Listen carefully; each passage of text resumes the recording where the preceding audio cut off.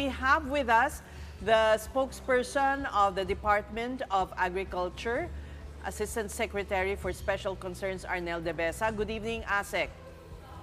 Hi, good evening po. Magandang gabi po sa lahat na nakikinig at nanonood. Happy to be here. So, kamusta yung lasa ng kanin po? Kaya, tinikman namin yun kanina. Actually, matagal na naman namin yun na kinakain. At yung bigas na rin na yun, yung binibenta natin sa Rice for All. At yun din yung binibenta doon sa ating nauna na P29 program. So, it has been in the market for quite a long time. At very acceptable naman ito doon sa ating mga mamimili. At wala naman tayong nakikita except for one instance dati na merong ang lumabas na meron daw bukbok, but it was already recalled. Nagkaroon lang yun ng konting problema during that time. But nevertheless, yung bigas at saka yung panin ay maganda yung quality. Kasi po ang sinasabi ay matagal na itong nakaimbak sa NFA warehouses. How long has the rice been in stock? Actually, yung bigas natin sa NFA, karamihan dyan ay yung bagong na-harvest last season. At kung meron man na, anong tawag dito, yung kanina, yung pinakita, 4 months yun eh. Yung consider natin na old stocks, yung 3 months pataas. So on average siguro nasa mga 3 to 6 months yung stocks ng NFA, nasa mga warehouses ng NFA. May joke dito, ba't hindi man lang nanlibre si Secretary ng adobo man lang po? Oo nga, kanina wala kaming ulam, kanin lang yung na-prepare. Pero ano naman, masarap naman yung kanin. At yun nga, sanay tayo na may ulam talaga. Nalimutan lang na mag-prepare. Pero sir, hindi joke yung 4.5 billion na budget para dito na sinasabing will only be, for a month at least. So, paano po ba ipopondo to? Actually, says yung 4.5 billion, ito yung, actually 5 billion yan. 5 billion will be used by FTI. Ito yung 6.5, yung 50% na subsidy kasi 13 pesos yung total subsidy. Paghahatian nyo ng FTI, GOCC under the department. At yung kalahati naman ay galing sa mga participating local government units at yung 500 million ay gagamitin for logistics, sa packaging, and for other purposes. So yung 4.5 billion talaga yung magiging subsidy. So in effect, ang magiging total subsidy will be 9 billion na gagamitin para nga doon sa 13 peso difference. Kasi ibebenta pa rin ito. NFA will not entail any losses in essence kasi sasaluhin siya ng FTI. So, yung pagbebenta ng NFA at 33 pesos, which is the regular na inaalaw ng NFA Council.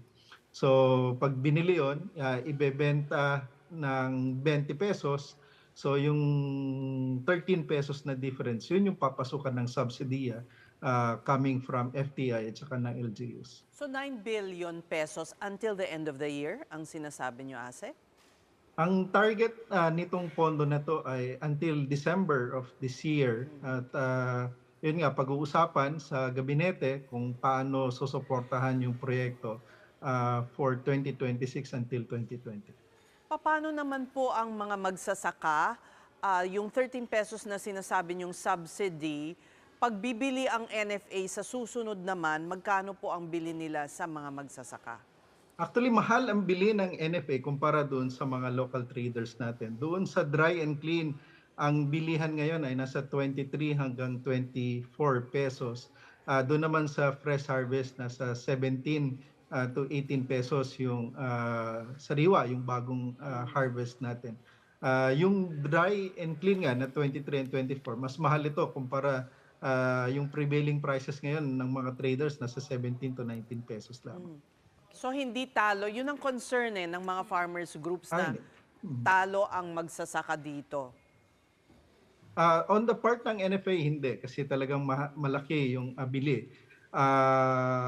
Last year, yung bili ng NFA on average nasa 27 dahil talaga mataas yung presyo. Last year, matandaan natin, mataas yung presyo sa international market kaya napilitan din na magtaas ang presyo ang National Food Authority. Ngayon naman, dahil bumababa ang presyo sa international market, though mataas pa rin yung pagbili ng NFA, Ang inalaw kasi ng NFA Council for dry and clean, nasa 23 hanggang 30 peso yung range ng bilihan. So depende sa lugar, nagbabago rin yung bilihan ng NFA sa bawat nabibiling palay sa ating mga magsasaka. Oh, yun ang concern ni Ses, no, nasa farmers. Pero online, concerned din yung mga tao na in order to achieve and to deliver this campaign promise of 20 pesos per kilo rice, ang ending naman daw, taong bayan pa rin daw ang nagbabayad. So, can you really say na na-achieve yung campaign promise ng 20 peso rice? Anong masasabi niyo doon, Asek? Kung titingnan kasi natin itong bigas ng NFA, ang excuse me, ang malaking issue kasi dito, malaki ngayon yung nabili ng National Food Authority na palay sa ating mga excuse me, sa mga magsasaka. Kung hindi ito i-dispose, pagdating ng panahon, i-auction din ito, ayaw natin itong hayaang mabulok, bababa rin yung halaga nito. At ang mangyari nito, i-dispose din ito eventually. So mas maganda, mas this early dahil malaki nga yung stocks ng NFA. Una, mapakinabangan ito ng ating mga kababayan at a lower price. Ito nga sa 20.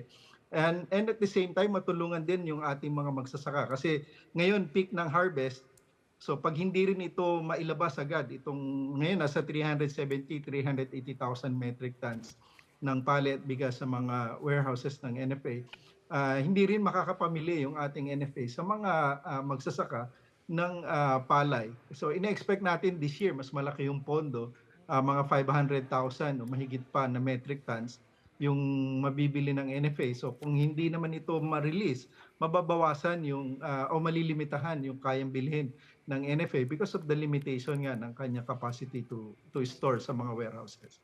One follow-up lang, no, to that, so, somewhat related din. Last time kasi yung plano ng DA is ibenta to sa mga LGU ng rekta. I think there are 2 LGUs na bumili. Ito ba yung parang kumbaga hindi ba nag-work yung programa, nag-fail ba, walang kumagat na mga LGU kaya naging ganito yung bentahan na lang? Yeah, nahirapan talaga ang DA kasi alam naman natin sa rice tarification law, bawal directly magbenta ang NFA, yung DA sa mga pamilihan. Yan yung isang limitasyon at para sa buffer stocking lang. At kaya nagkaroon ng declaration ng food emergency dahil na rin sa kadahilanan na yun lang yung paraan para ma-release ang stocks ng NFA sa mga lokal na pamahalaan. At nagpapasalamat tayo doon sa mga LGUs na nag-participate, as you mentioned, San Juan, Camarines Sur, itong Isabela, Mati sa Davao Oriental, at marami pang areas. At isa nga sa naging konsiderasyon din ni Secretary para rito sa pilot at saka sa initial launch nitong ating 20 pesos na bigas, itong mga LGUs na ito na nag-participate din doon sa food security emergency na nagbebenta ng 33 pesos, they will also be allowed initially to participate din dito sa ating pilot launch nitong 20 pesos na bigas. Pero Asik, marami rin pong kumakwestiyon doon sa timing ng programang ito. No? How does the DA respond to critics saying that this is just part of a campaign strategy to secure votes po, lalo na sa Visayas where the pilot program will begin? We do not play with politics. DA is a technical agency at ang main reason talaga namin dito, una ay yun nga, napakarami ng stocks ng NFA at kung hindi namin yun i-release, patuloy yun na mag-i-age, bababa yung quality at saka yung magiging problema rin later on. Pangalawa, yung capacity naman ng NFA na bumili at mag-stock ng additional na palay galing sa ating mga magsasaka. So that's our only consideration. Wala sa amin yung politika at ang tinitingnan lang talaga rito ay paano ma-release ito at yun na rin makatulong sa ating mga kababayan at at the same time makatulong sa ating mga magsasaka. And finally, Asik, ano po ba ang latest doon sa request ng DA for an exemption from the COMELEC tungkol po doon sa spending ban? We are still awaiting doon sa final decision ng COMELEC and we're hoping na mapagbigyan kami at ma-launch natin ito sa May 1 hanggang May 2. Thank you very much for talking to us, Asek Arnel de Mesa, spokesperson of the Department of Agriculture.